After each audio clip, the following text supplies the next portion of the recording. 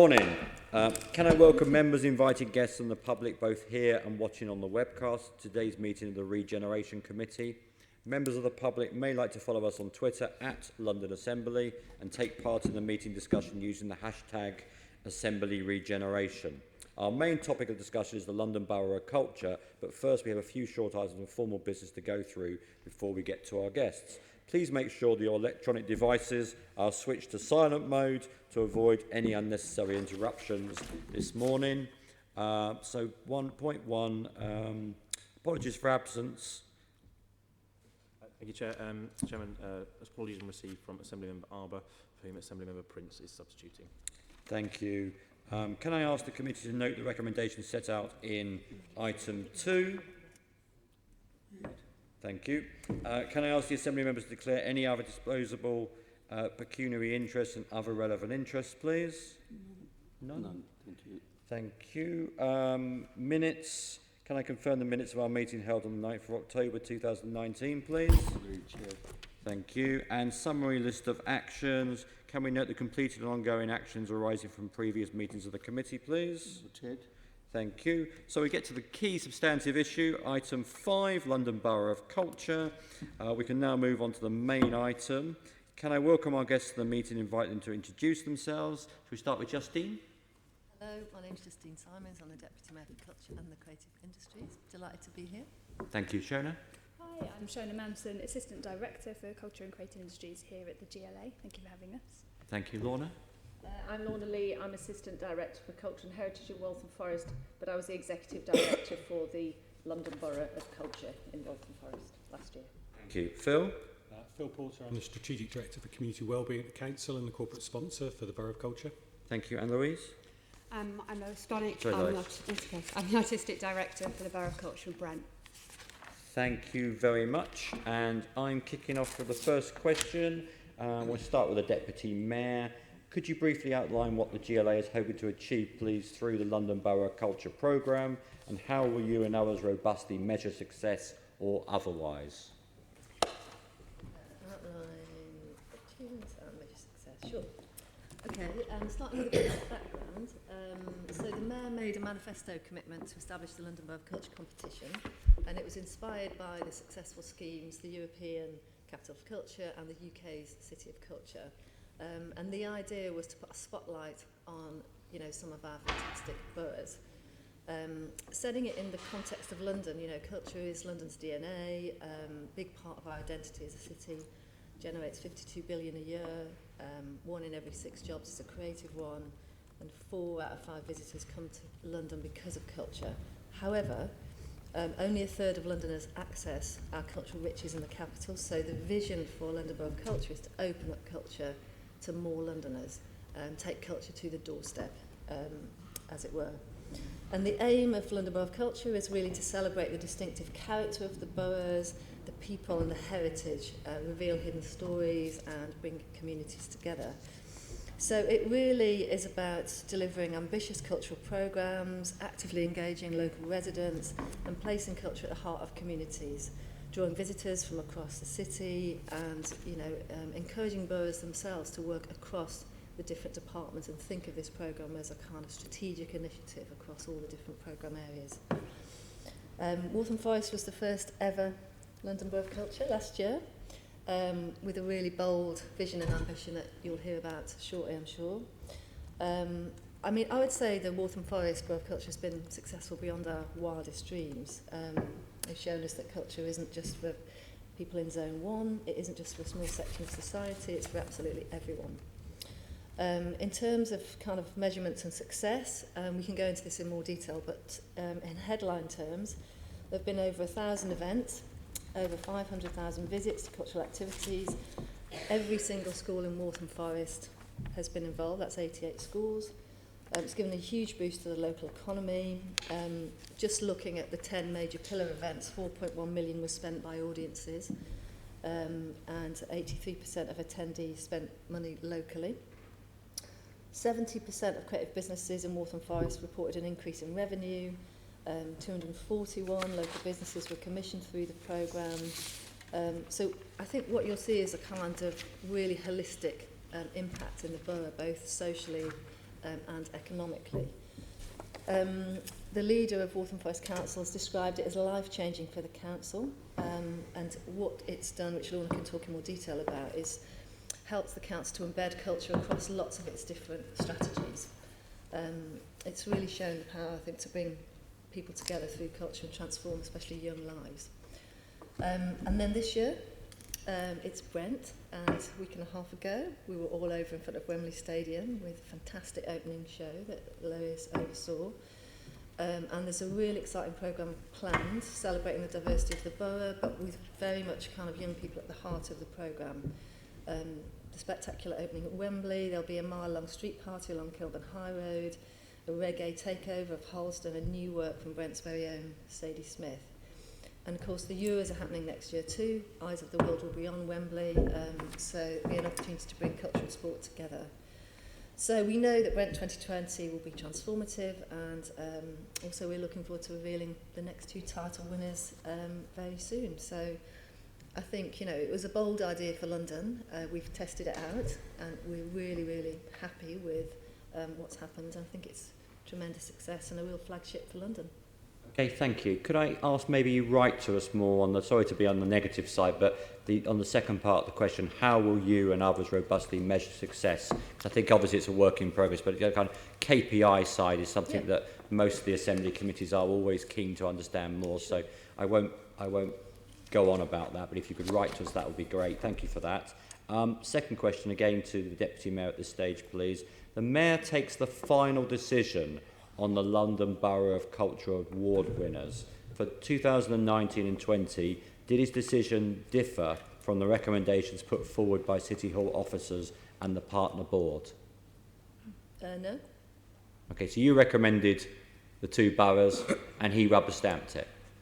Okay, that's simple. Question 3, were you satisfied with the number and quality of applications for round 2 compared to round 1? If you can give us a bit of detail of in terms of composition, that would be great. For round 2, satisfied with the quality of the applications? Yeah, actually, what we've seen through the whole process of bidding for London Borough of Culture is it's been a really valuable process, and the quality and ambition of the ideas is kind of ever increasing. I think about 24 boroughs took part in the process last time, similar amount, 22, something like that this time. And there are events, networking, surgeries, one-to-one sessions. We've brought this time particular artistic advice experts in. There's been now an interview process which wasn't there before, which boroughs asked for. They wanted a face-to-face. And lots of good outcomes. So, for example, Lambeth last year bid for Borough of Culture. They didn't win it, but they turned their bid, they pivoted it and used it as the absolute basis of their cultural strategy. And, you know, lots of the boroughs, when they bid, it allows them to kind of bring together a cultural vision. So even if they don't win, there's lots of different kind of positive outcomes that come through the bidding process. Lots of resident engagement. I think for Waltham Forest, something like 15,000 people got in kind of back to bid. So I think we see the bidding process as a really valuable part of the programme. You know, it brings the boroughs together. You get that shared learning. You get to kind of shape a vision. You get to work with your local communities in a democratic way and understand what they need. So lots of good things come out of it. And then, of course, there's the Cultural Impact Awards. So quite a lot of boroughs have been involved in those, delivering those. I think by the round 2, we'll be working actively with, I think, 13 boroughs in this programme as a whole. So, yeah. Okay, Shona, do you want to add anything before I bring in AM Prince wanted to come in? Any detail you'd like to add to anything that's been said by the Deputy Mayor? No, I think that's pretty comprehensive. I mean, the kind of, I guess the only thing I'd add is that there's something really interesting in the cross-policy working of London Borough of Culture. So it isn't just a culture programme. And when you look at the borough engagement support that we put around it, what we've also done is networked and supported boroughs in other functions of the GLA. So we're working with, 9 different policy teams across the building, whether it's Team London looking at volunteering or Regeneration looking at the regenerative opportunities. So I think it's a chance for us, together with London councils, to really, really focus on how we help culture become a really core part of service delivery for boroughs. So it's been hugely valuable from that perspective. Okay. I mean, Tony, do you want me to talk about measures specifically? you want me to take you through the measures? One second, sorry. A.M. Shah actually was the one that... sorry, I thought I had Keith Prince next to me. I must be falling asleep. All right, Apologies. I will look a bit like Keith, don't I? Thank you, Chair. No, on question of numbers, Yeah. did you say, Justin, that there were 24 boroughs who applied for the second round? It was about the same It's more or for less the the first same. round? I think 24 boroughs were engaged in the process. Uh-huh. Not How all many of those, applied in the end? Not all of those resulted in a bid, because, for example, some decided through the process they want to go for round 3. Some decided that they're pitching for impact awards. Some are going for creative enterprise zones, and we've shortlisted 7 out of. I think we've announced those 7. What was the case with the first round last year? I think in terms of the wider engagement, I think something like 22 this time, 24 last time, or the reverse. It's like in the 20s. First time. Yeah, there's lots of appetite. I mean, that's one of the big lessons really from the boroughs is there's such a big appetite for this programme. And there's lots of ways for people to get involved in it, whether it's a cultural impact award, the title award. Yeah. All right, thank you. Yeah. A.M. McCarthy? Yes, just because we did touch on evaluation, how you're going to measure success. I understand you've commissioned the audience agency and that some criteria have been developed which include things like how it's been embedded, what the delivery models are, resilience of the cultural sector, increased engagement. Can I ask, how are you going to ensure the independence of the audience agency and what sort of data are you collecting? I'm aware that Waltham Forest is also involved in that assessment process. No, I mean, the audience agency, they're doing a report, I think that we're expecting that spring this year. Yeah. Their outcomes, the outcomes they've designed in consultation with everyone are to look at the extent to which culture and creativity has been embedded across boroughs, the way in which cultural activity is representative, relevant and empowering. Is there a more resilient creative and cultural sector as a result of London Borough of Culture? Has there been improved social integration leading to greater social cohesion? Increased number of active citizens, increased well-being, improved perception, positioning of boroughs as a cultural destination, increased diversity of potential cultural leaders in London, capacity building for local organisations in the funded boroughs. So it's quite a kind of granular study. And of course that builds on, so we started with our own criteria. So our own criteria is, broadly speaking, artistic ambition, what impact will it deliver, and is it deliverable, the extent to which it's deliverable. And then of course each of the bidding boroughs take that to the next level. So, in Waltham Forest, they break that down into raising the borough's profile, boosting the local economy, pride, embedding cultural and local businesses, upskilling local people. Then there's a series of outputs I can take you through, and then there's kind of statistics against those. And Brent are obviously working on the first 2 parts of those because the programme is just beginning. So you've got kind of high-level strategy from City Hall, then you've got, that's taken a step kind of further into what it means for the local boroughs, outcome, output, top stats, how is that deliverable? And then the audience agency will independently come and look at those and get a bit more granular, and kind of look under the surface and ask questions we might not have asked ourselves. Did you set targets, or did the borough themselves set targets so we can measure and learn lessons as to what worked, what didn't work? Yeah, so I'll give you an example. So Waltham Forest, outcome number 1, raising the borough's profile. The output is measured in terms of increasing visitors to cultural events and increasing press coverage. So the deliverables there are 500,000 additional visits, over 1,000 events, activities and workshops, 85% of households engaged. Press coverage is 368 media features and things like the BBC One Imagine story project, which has really kind of big viewing figures. That's just one strand. Then you look at boosting the local economy. So Waltham Forest set that as an outcome. The output is measured in terms of increased spend in local businesses. The delivery of that is 4.1 million spent by audiences over the 10 hero events, and that was, for example, a specific evaluation that Waltham Forest set to make sure that that evidence was captured against the outputs that they'd set at the beginning. I mean, I can go on and on and on. I've got No, that's kind of fine. pages, but that, in So a way, that's the there is a structure of it. framework in place, It's a both really at clear a framework. strategic and at a local Absolutely. level. Yeah. So I think, as Yeah. Tony, the chair said, some more detail on that would be useful. And obviously, the impact of this might not just be felt within Waltham Forest, but particularly neighbouring boroughs could benefit as well. Is anyone capturing any data around that at all? Are you doing that then?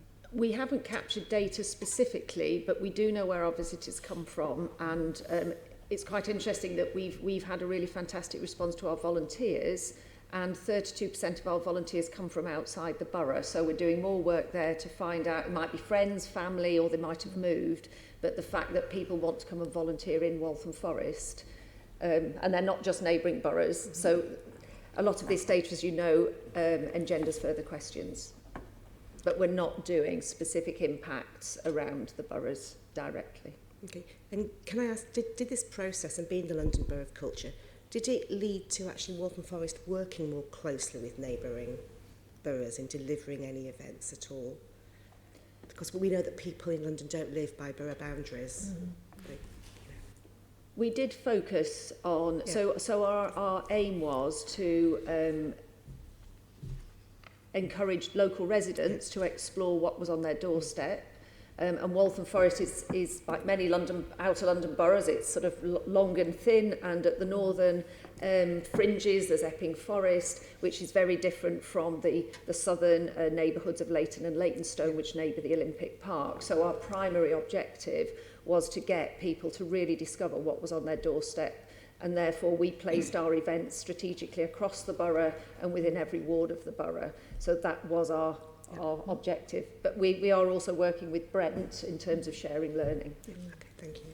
And one thing I'd raise is around, so we've done a similar process, but actually some of it depends on, you know, the local drivers for this. So we're running a street party on the Kilburn High Road, which of course boards Camden, and so we are doing quite a significant amount of work with Camden on that particular project for exactly the reason you suggest, but that was driven by, we chose that location for historic reasons, so kind of by accident, but now we're working closely with them. Okay, thank you. If I could add to that, if I may, thank you. Just as well that obviously we've been working extremely closely with London councils who are on our strategic partners board, and Waltham Forest, for example, in the borough engagement programme in the run up to round 2, held an event which I think about 15 other borough teams came to. So they have been sharing the learning more widely with boroughs, not just their neighbouring boroughs. The other great thing that's happened is that the 6 Cultural Impact Awards from round 1 have formed a peer learning group as well. So their officers from those councils are meeting really regularly to think about how they take those strategic projects forward and what they can learn from that as well. So there's an awful lot of kind of peer-to-peer and borough-to-borough learning going on within the programme, which is really positive. Thank you. One final thing, we know that 68% of our visitors are residents, but therefore 32% of visitors are coming from further afield. Thank you. And back to the Deputy Mayor. Performance reporting from your cultural unit highlighted concerns that the identity of the London Borough of Culture concept as a new initiative is not widely established, which made securing funding more difficult, ? Now we're at the conclusion of the first year. How well known is this programme in your view? And just to give one example, in September of last year, the reports of the YouGov poll stated that 78% of Londoners have never heard of the programme, and only 14% would be likely to visit Waltham Forest as a result of it. Do you think there is more work to do in promoting the programme outside of the boroughs who have actually won the award, please? I mean, it's a brand new scheme, isn't it? So we're kind of starting from a kind of baseline of 0. But I think I'm trying to find the statistics. I don't know where it's gone. Maybe I dropped it. But I know that resident awareness in Waltham Forest is something like 78% or something, which was up from 60% in terms of kind of civic pride and awareness of, kind of what's going on in the local borough. I think there's wide awareness of it actually across the culture programme. And I was at an investors summit last week, and in fact, in certain areas of regeneration and economic growth industry, there's a very strong awareness of London Borough of Culture, the impact it's had on Waltham Forest, and the desire now to come and work in Waltham Forest. So its awareness is running at a number of levels. Yeah.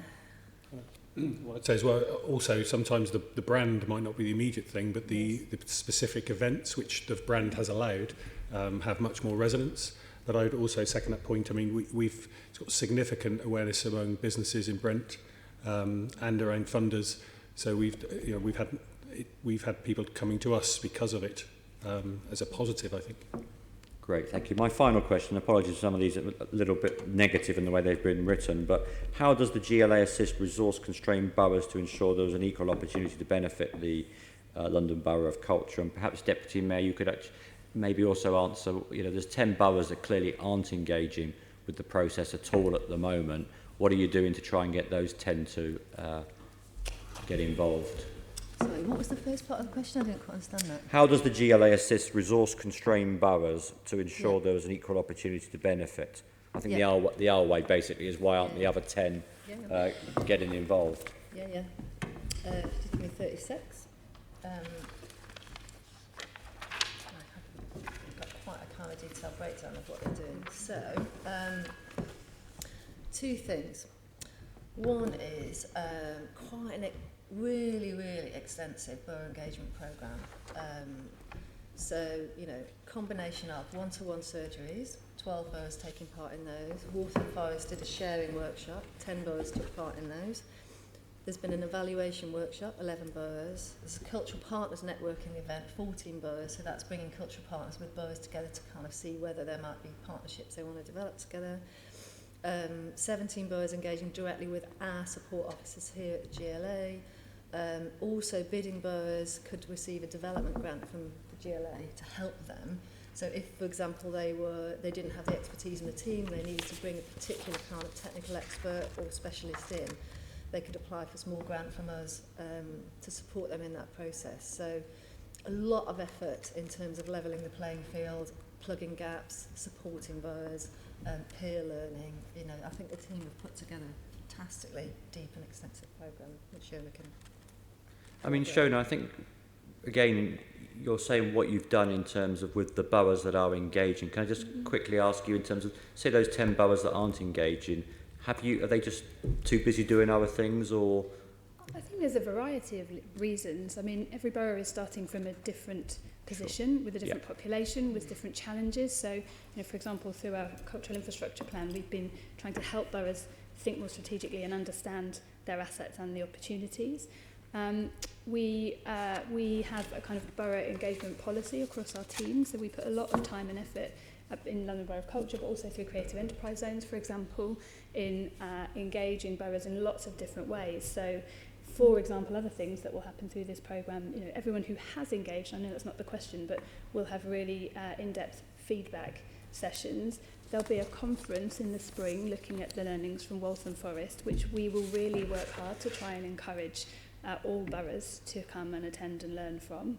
We're taking the same approach through other programmes like Creative Enterprise Zones, really trying to bring together really valuable learning opportunities for all of those boroughs. But I think we have to be realistic. We know that boroughs are on a journey in their work, and we need to be alongside them in that. And we hope that at some point all of them will engage with programmes like this, and we'll continue working with them. Okay, I will leave that there, hand it over to the Deputy Chair for the next set of questions.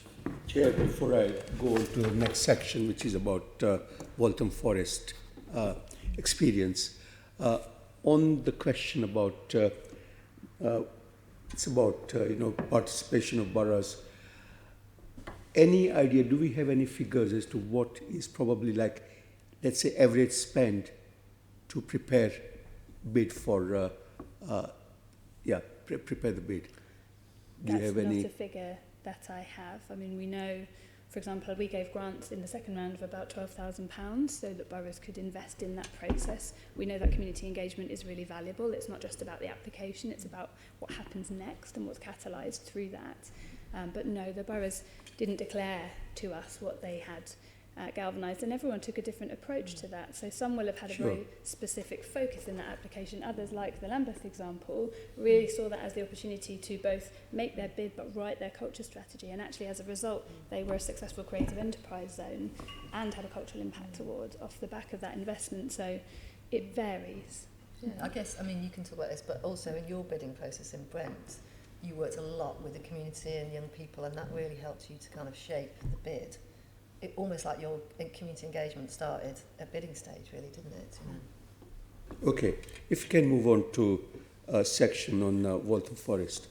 And Lorna, the questions are aimed generally, largely at your project here, so if you can please respond. The first one is about the vision of the borough. What were the key strands of your vision, and do you reckon you achieved those during this year's programme? So the vision was building on, so that Waltham Forest didn't start off with a blank sheet of paper. Culture was already recognised as being a really important means of improving the quality of life for the borough and boosting the local economy. Back in 2012, the council and the Heritage Lottery had invested in the William Morris Gallery, and that had really proven the ripple effect that having a really effective, really well engaged with the community venue can bring additional benefits. So it was already recognised the value of culture. So the vision was that this would enable us to sort of really boost what we were doing, would bring a spotlight on Waltham Forest, and give everybody a real opportunity to demonstrate what an outer London borough could do for its residents and for London as a whole. So what we did in terms of our vision, and we started at the bidding stage, and that was very important for us. Justine mentioned that we had 15,000 of our local communities just pledge their support to say they thought that Waltham Forest should become London Borough of Culture. And what that did is it enabled us, when we were announced as winners, to hit the ground running in terms of developing further networks with the community. But what we did, and this goes back to some of your sort of questions about evaluation, we set out 5-step changes.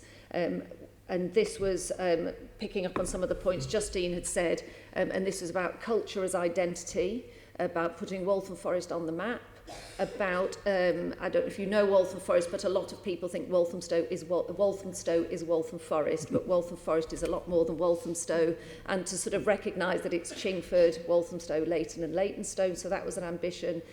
Culture's identity was also about individual, particularly young people in the borough. We have a transient population, we have a diverse population, for them to feel real pride in where they live and for them to have ambition to achieve whatever they had the potential to achieve. So that was culture's identity. Culture on every corner, again, recognised that we don't have many big cultural institutions. The William Morris Gallery is probably the only one. But what we did recognise is to really engage effectively across the borough, we needed a culture offer which was on every corner of the borough. And we set into place a number of programmes which really did achieve that. Cultural capacity was our 3rd step change that we set as part of our vision, and that was about artistic ambition. We're a very creative borough, but again, small organisations, and to offer them a platform to show what they can do, to try something new and experiment. The whole year has been a year of experiment, really, an opportunity to try things out, see what works, see what needs developing. And also the capacity of the borough to work with partners, and also the capacity of the council to effectively work with the community and cultural organisations.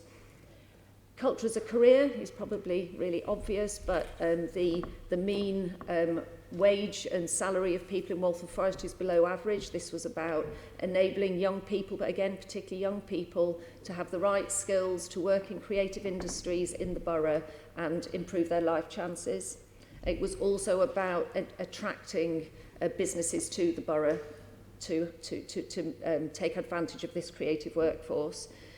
And last but not least, it was about culture as a bond. It was about using culture. Again, we had evidence that through our summer festival programme, by bringing different communities together and giving people an opportunity to enjoy and then to celebrate and understand each other's culture and heritage. So those were our five step changes, and we achieved across all of them. Some of them outstanding, some of them we are now taking forwards as part of our legacy plans too. You've mentioned about engaging with community organizations and so on. How much, when you were putting together the bid, how much of your bid was driven, or what level of participation you had from your local stakeholder groups? Entirely. So we recognised at the beginning that the name of this competition was the London Borough of Culture, not the London Council of Culture. And we started to have discussions with our community, in fact, before the competition was formally launched. We drew together who we felt at the time were activators in the artistic and the creative community. We realised through Borough of Culture we've discovered a huge amount more, but nevertheless at the time. So again, drawing from people from different communities, from different areas of the borough, and we worked with them to come up with what we felt was the authentic and unique story of Waltham Forest. And through working with them closely, our bid was then built on 3 themes. Makers, again, all of which of these reflect the past, the present and the future prosperity of the borough. So we have a history of manufacturing in the borough, we have the filmmaker Alfred Hitchcock, we have William Morris, a famous maker who come from the borough. So that was felt about making was a really important element of Waltham Forest, where it had come from, and in terms of creative industries, where it was going. We then thought about radicals, because we knew that we needed to do something differently if we were to tackle some of those ingrained issues that we and other boroughs have in London. And it was about an entrepreneurial spirit. And last but not least, in the spirit of William Morris Fellowship, that we realised that community was absolutely important. This had to be done with our community and led by our community. So through that, we shaped the stories and the artistic programme around those themes with the community. Having implemented the programme, at the end of the year, what do you reckon are distinct changes that are actually there you can see, which are, let's say, positive or, So I'd like to choose can you give us some examples here? Two examples. Yeah. So one is through our fellowship funding, and this was a £500,000 grant scheme in 3 parts. One was Make It Happen, which was about artistic output. One, Make It Work, a smaller level, which was bringing spaces into use as cultural spaces, because we're not particularly well endowed with cultural spaces. And the other one was Make It Local, and the Make It Local gave grants to every single ward in the borough so that that activity would happen in that ward. But what it did is it engendered an amazing response. We did lots of work with communities, with different groups beforehand, to enable them to go through an application process, because we recognise some people are really good at applying for grants and other people have never done it before. So that level of support and engaging across communities was fundamental. The other thing, which was a big change, was that the decision-making was made by an independent community panel. The grants were shortlisted by the Borough of Culture team against the criteria, but a long list for the first round, it was 50, went to a community panel, again selected to try and represent the amazing diversity of the borough, and they were the decision makers for, in the first round, 12 grants. What that did was it engendered real trust and respect that different people and organisations such as the council all have a role to play, but they're different roles, and they need to understand how that works together. And we've had some fantastic grant projects through that, again, really reflecting the community, not buy-in, because they're not buying in, they're actually leading it, the driving force of different communities.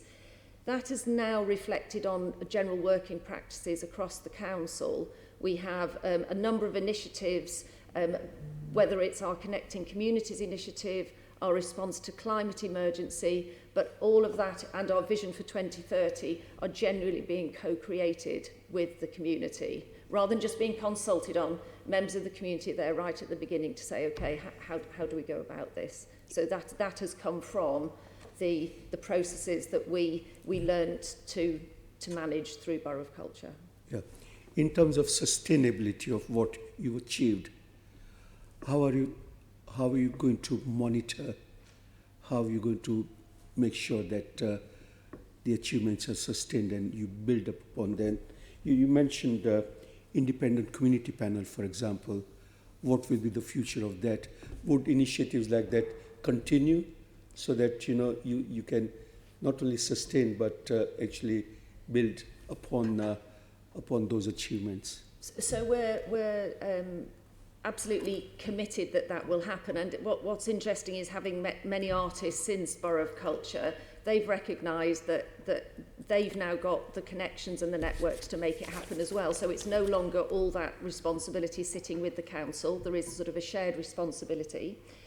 We're doing some very specific things under our sort of legacy programme. We've just announced another round of the fellowship funding, which will be following the same process. It's slightly less, but nevertheless it's the same process. And each time we have a fellowship funding round, it's a different community panel. Dependent on the applications we've got, where we want to target, we actually look at different community panels, and some of those panel members are sort of peer recommended by other members of the community on who goes on there. Some of our other programmes, we've now got funding to do some bursaries to support some of the younger people involved in our programmes, and some of those bursaries are match funded by the GLA. We continue to invest through the schools. The schools have been an extraordinary part of our programme. We've engaged, or the schools have actively engaged right across the borough, so that's 88 schools, 100% of the schools, and as part of the sort of the hard wiring underneath the programme has been to set up a cultural education partnership. Again, we've attracted some external funding to support that, and we've got now cultural champions across all our schools who the council can then act as a broker between artists who are very keen to work in schools and those schools. So a lot of these networks now are taking things forwards. On a sort of bigger scale in terms of cultural spaces, last year the council bought the old EMD cinema in Walthamstow and is now embarking on a significant investment plan, working with Soho Theatre to bring that back as not as specifically as a cinema, but as a great cultural venue. And again, the vision of how that will work will reflect the vision of Borough of Culture in terms of engaging right across the borough. And I think last but not least, it is how the council works and moves forwards, that genuine trust and respect of how you can work with the communities is now sustained, not just within the culture team, but much more widely. Yeah. On external funding aspects, did you have much of funding and interest from agencies like developers or local businesses, large and small? And also, I think that will be very, very useful for us to have for the committee. If you can write in to us to say who were the key partners Yes. in terms of external funding, as well as those other community organizations and stakeholders who were part of the project, so to say. Yes. I think that would be very useful for us to examine and audit. Would you like me to give an overview of how we went about that? Yeah. So we, in addition to the funding from the GLA, we had funding from the National Lottery Heritage Fund, Paul Hamlin Foundation, Arts Council, and then through the year we developed further relationships with the Art Fund as well. So that brought in sort of trust foundations and that sort of funding. But in terms of working with sponsors, they were primarily developers who were either working in the borough or keen to come and work in the borough.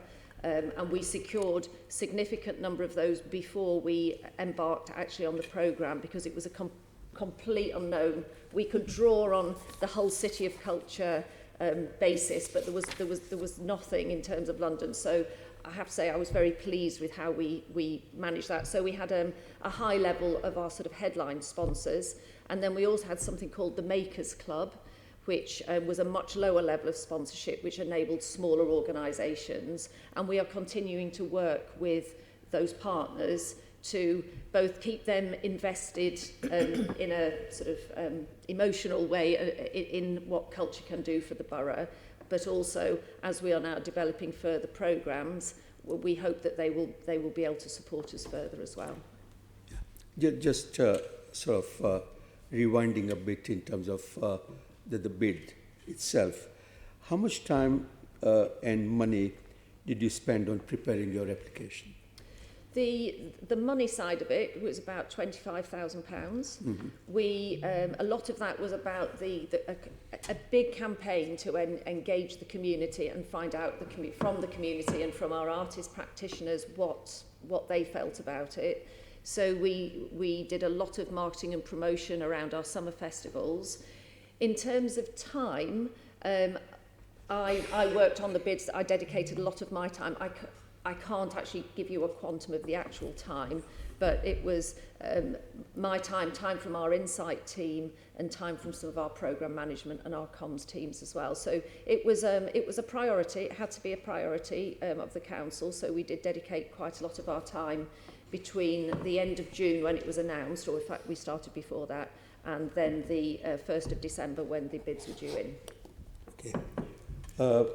Moving on to specific kind of evaluation aspects. A recent evaluation update appears to measure the economic impact of London Borough of Culture in Waltham Forest by stating that 83% of the attendees at the main events report spending money in the local areas. This seems to be a limited measure as it doesn't provide how much money these attendees were actually spending.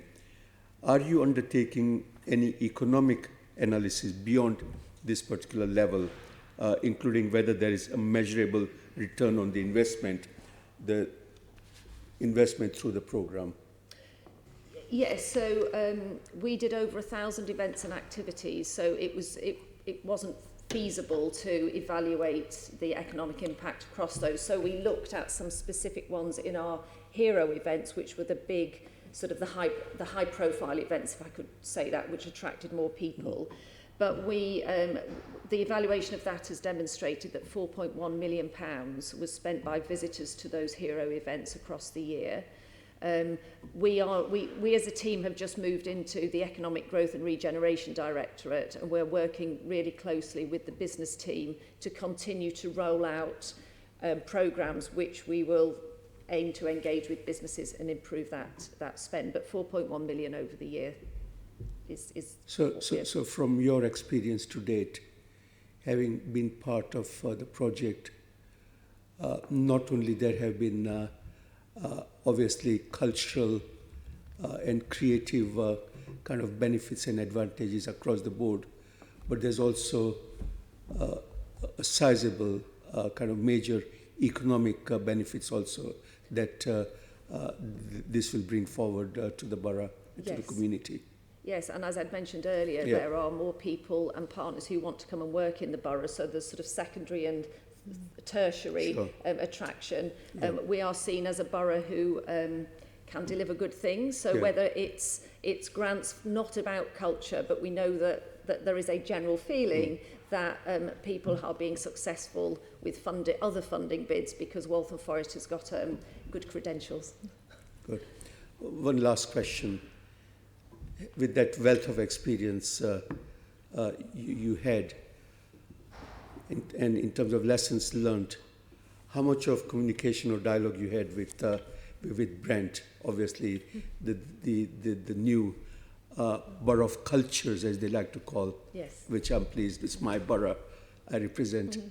So can you tell us about that? So we've had regular discussions, and we were obviously there for the fantastic opening event a couple of weekends ago.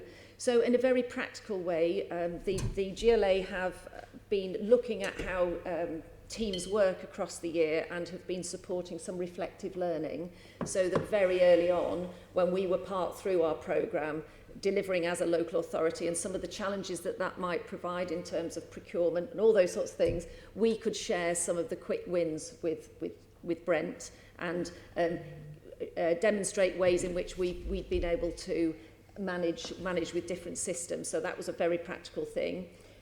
Our fellowship funding grants programme, which I'd mentioned, and the real benefits of that, Brent have chose to adopt that model for their funding.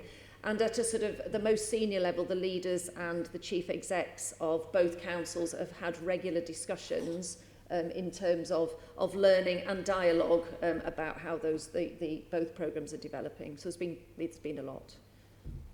I'll leave it at that. Thank you very much. You. And we're moving on to Brent now. Andrew. Well, perhaps I could follow up, Phil, with that last answer. In what ways have you modified your programme in response to Waltham Forest's experience? Well, I'll defer to Lois in a moment about the cultural elements. I wouldn't say we'd modified our programme in the sense of its content, but what we've done, I think, as Lorna was saying, is learn the lessons. So certainly our cultural fund, we have listened and learned from the approach that they took in Waltham Forest. I think, as you said, the issues which shouldn't be underestimated really around local authorities leading the delivery of cultural activity. So the commissioning of those, and particularly the procurement of those across multiple small providers, provides a number of challenges to local authorities. And again, I think with talking to Waltham Forest about procurement and legal support, we've learnt a lot of lessons from that. So I think it's more about practically learning operationally and practically about how we can deliver this, rather than particularly from the content, the creative content. But I don't know if Lois would add. No. Okay. So have you encountered any difficulties in securing additional funding beyond the GLA? So no, I think we've been fortunate, obviously with having a longer lead-in time. And so actually, no, we're fortunate, you might argue, in two ways. One, because we had a longer lead-in time. And secondly, because actually we have, and which was one of the reasons we were so passionate about the bid, is we have low levels of engagement and also low levels of cultural capacity.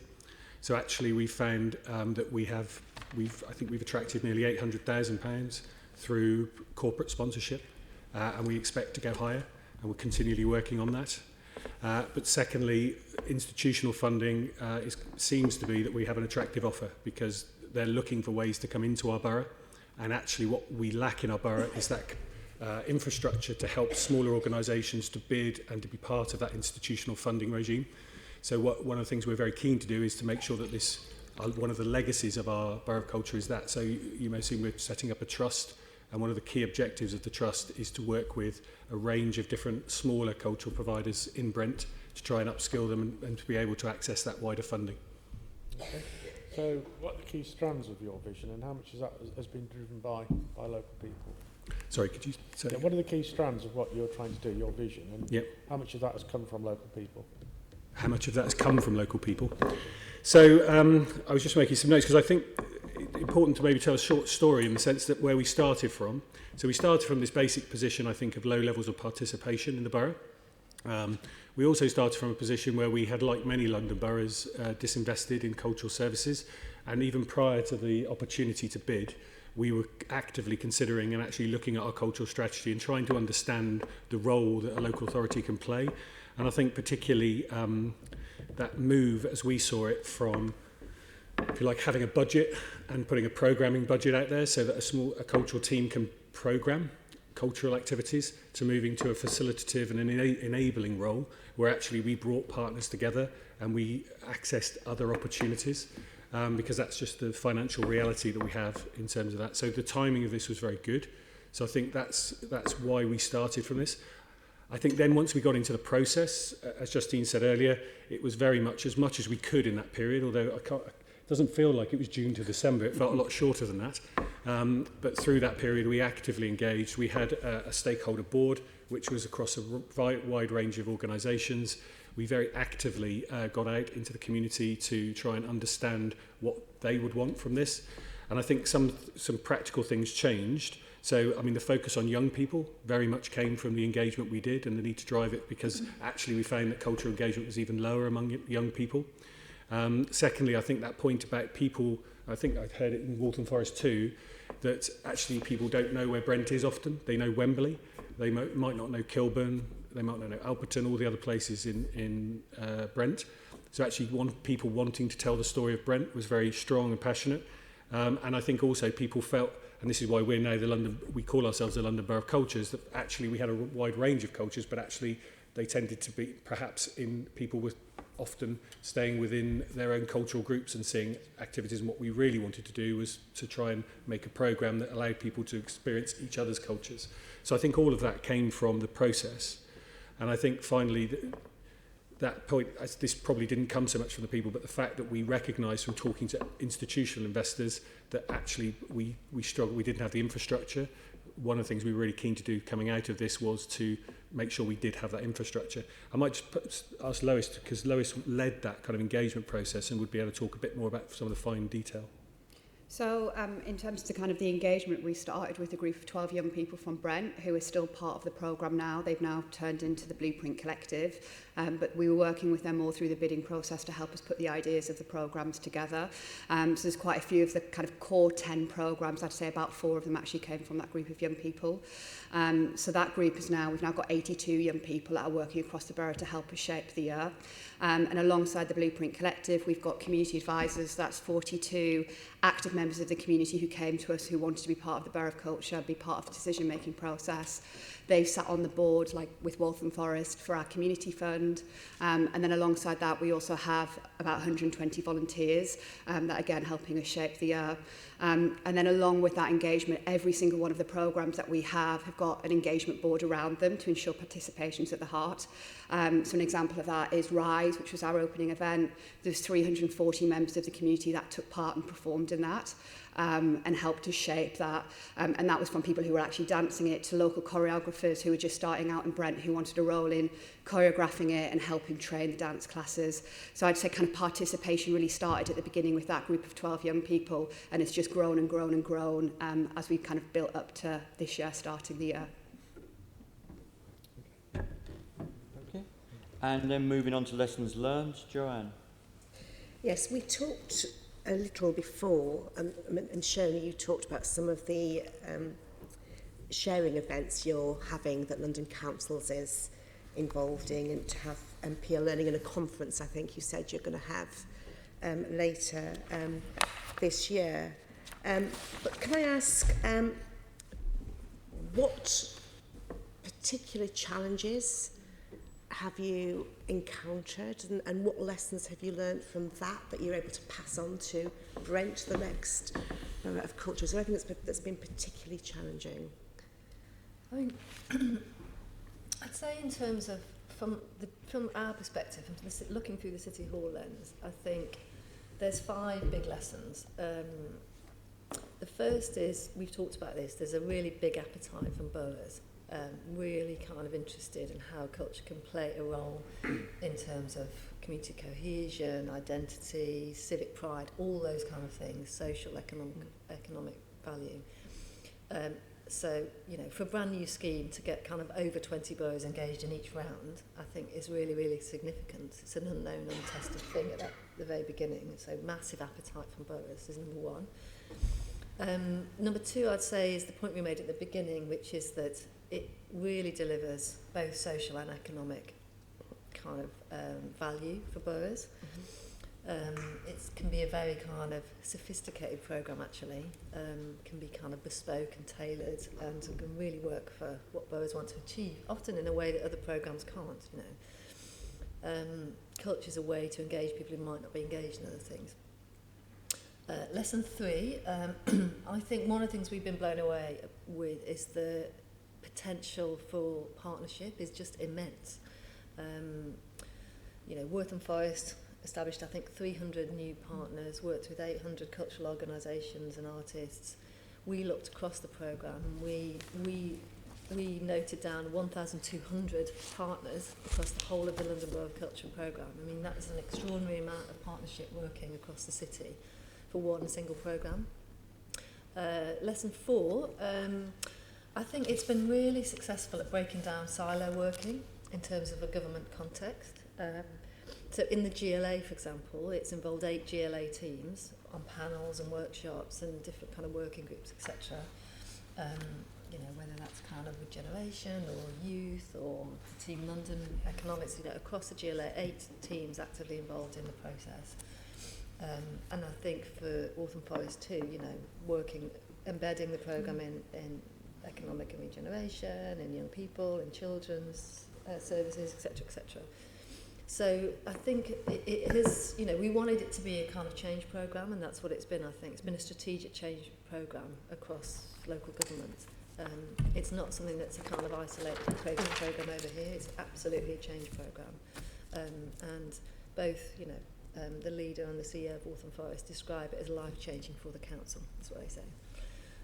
And then I think the 5th lesson is the best bids mix kind of world-class creative ambition with grassroots engagement. You know, this is not a programme where the boroughs are kind of cherry-picking a programme off the shelf. You know, it's not a festival in its traditional sense. It's world-class kind of ideas and creativity, but absolutely rooted in the character and identity and people of the borough. You know, and you can see that, you know, for example, you know, Matthew Bourne's Nutcracker. Yeah. Matthew Bourne, born in Waltham Forest, went back and taught 500 school kids the Nutcracker in his old primary school. You know, there's nowhere else. That's absolutely unique to the borough and life-changing for those kids. They'll remember it, you know, all their lives. So, yeah, appetite from boroughs, social and economic value, partnership is immense, breaks down silos, and then this mix of world-class and grassroots, I think, are the big lessons from a strategic City Hall perspective. Was there anything that was particularly challenging or something that was unexpected that you hadn't anticipated? Yeah, I mean, I think one of the big challenges we have to acknowledge is that, you know, we are working in a very collapsed timetable at City Hall. The mayoral term is 4 years, so we were really this was like a rapid programme to get up and running, and both the first round boroughs, especially Waltham Forest, worked hell for leather to really kind of put the bid together and deliver it in a very short period of time. I mean, if you imagine the UK-wide scheme is 7 years from start to finish, so Coventry started 7 years ago until 2021. That's their, and, you know, the bid, you did it in kind of 8 months or something. So more time is always the challenge because of the kind of context we're working in. And one of the things we've taken on board is to turn the programme into a biennial programme. So now it's going to be every 2 years, and that is deliberately to make space for boroughs to kind of develop their bids, put their financing and programmes together and create the maximum space we can, really. So I say that's the one big thing, and I think that was also a recommendation from the Assembly report into the Borough of Culture. So everyone's saying the same thing, and that's what we've done. Okay, thank you. And the sharing and the improving, as I said, you said that you're going to do some stuff this year, but are you going to embed that learning and those? Absolutely. Yeah. I mean, the evaluation that we'll do for Waltham Forest, that's going to be shared with the winners of the next round. I think you've heard about the collaborative relationship between Waltham Forest and Brent, and that kind of goes at lots of different levels, CEO, delivery teams, etc. The other thing we facilitate here is something called the London Culture Forum, which is lead officers on culture in the 32 boroughs. So that's another really important place that we at City Hall can share the learning across all the borough culture leads. And then at different levels, so Lois talks about the Blueprint Young People's Collective. In Waltham Forest, you've got the East Side Young People's Group, and we at City Hall hosted both of those groups together at an event here. So the young people in those kind of leadership kind of groupings got together here at City Hall, shared what they were learning, we had workshops. And then in addition to all the kind of extensive engagement work around the bidding, so lots and lots and lots of shared learning. Good. And then, of course, apart from the Borough of Cultures, you've awarded 6 Cultural Impact Awards. What's been the outcomes from those? Have they been successful? Yeah, definitely, yeah. I mean, the reason behind that was that we wanted, in the structure of the bidding, we asked people to kind of bid for the big scheme, but also to tell us what is a hero project that they would like to do. And that means that we can award the 2 title winners, and for boroughs who produce the kind of, might not get the title bid, we also kind of spread the love around, really, and we then support different boroughs to produce a kind of high impact award, which pushes them further towards their kind of vision for what they want to do for culture. And all of those culture impact awards are fantastic, actually. You know, if you take Lambeth, they focus their bid entirely on a programme called Elevate, which brings in lots of different cultural institutions in the borough, the National Theatre, the South Bank, etc., Rombo. And that is all about opening up doors and reducing barriers to getting a job in the creative industries for the young people in the borough. Top of my head, we've got Barking and Dagenham, really innovative programme around culture in care homes, which has led to policy change there, and they've been working with the Serpentine Gallery, setting up a radio project, you know, really kind of imaginative strategic project there. What else we got? Let's have a look. Kingston. So Kingston were interested in music in their borough, wanting to define and grow their music industry, so they've done a music festival. Lewisham, a fabulous project called Age Against the Machine. So that's all about their ageing population, engagement in culture. I went to lots of events with them in Deptford, tea dances, all kinds of kind of great projects. Merton had an interesting proposition, which is that they don't have a big cinema in Merton, so they wanted to test out the appetite for film. Is there enough appetite to kind of embed a new kind of cinema in the borough? So they've done pop-up cinema screenings across the borough, so that's a really kind of, again, another kind of strategic project. And in Camden, last one is Camden. So they've, one of the things they were particularly interested in is housing estates. So they've done a project that's gone into 10 different housing estates. So all very, very kind of bespoke, interesting, unique projects that have made real sense for the boroughs and have created a step change.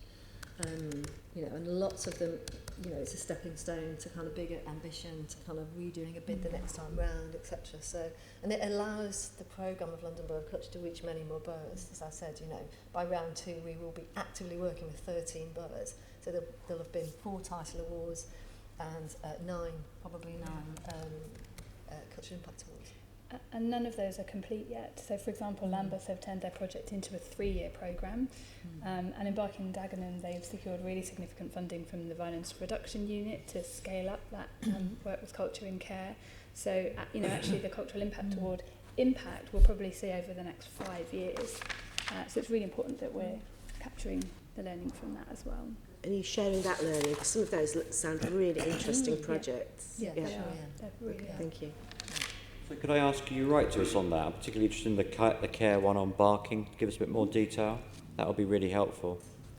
Barking and Dagenham, yeah. You don't have to, you just write to us in a bit more detail. It'd be good for our kind of reports in terms of the detail. That'd be great. Yeah. But just for interest, they're working with 340 young people in care, 68 social care staff, 51 foster cares, all working on this kind of programme. And they, as Shona says, they've got now extra money to grow that programme through the Violence Reduction Unit. So, and they'll be working with Tate on that, so bringing new partners to the borough as well. I mean, it's really inspiring programme, but we can send you more detail, yeah. That'd be great, thank you. Anyway? Great, thank you. Moving on to future plans. Deputy Mayor, what is the plan for the future of the programme beyond 2023, please? And how will the GLA ensure ongoing sustainability for the programme? Well, soon we'll be announcing the next 2 winners. It'll be biennial, as I mentioned, and it will be for 2021 and 2023. Our hope is, because it's shown so much potential and it's been fantastically successful, is that this becomes embedded as a flagship programme for London. But of course there's an election in May, so.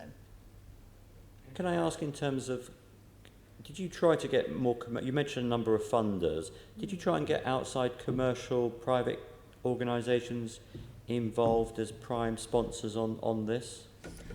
At the moment, we've worked with the more traditional partners, funding partners. As I said, we set it up very, very quickly. And our partners board, which helps to look at the bids as they're going through, and lots of them contribute funding, are the Arts Council, National Lottery Heritage Fund, City Bridge Trust, Historic England, London Councils, the Paul Hamlin.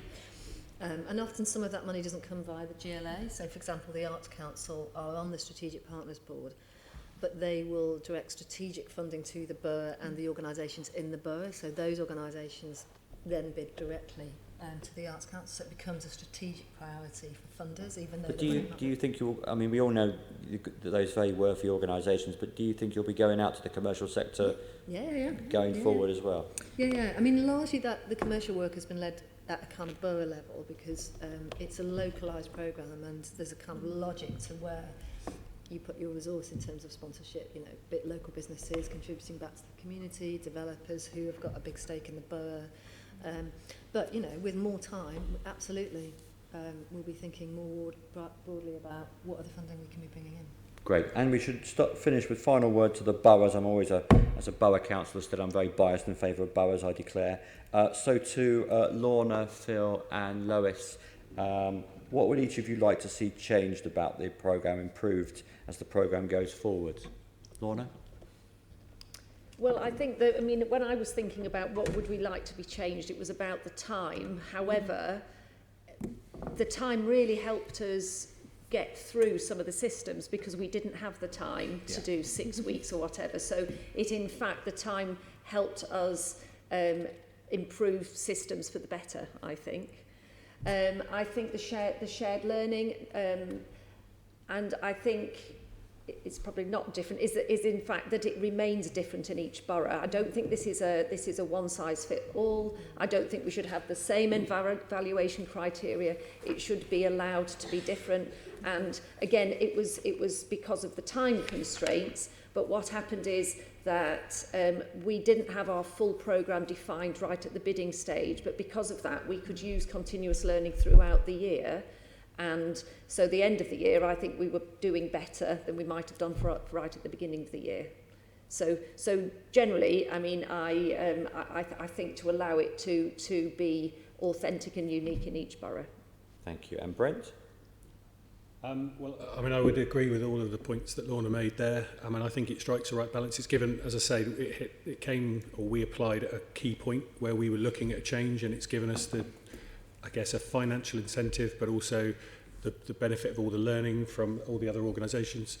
It's been incredibly helpful for us going forward. So I would say it has the right balance between that kind of financial incentive plus local flexibility, because that point about making it really relevant to local populations is so important.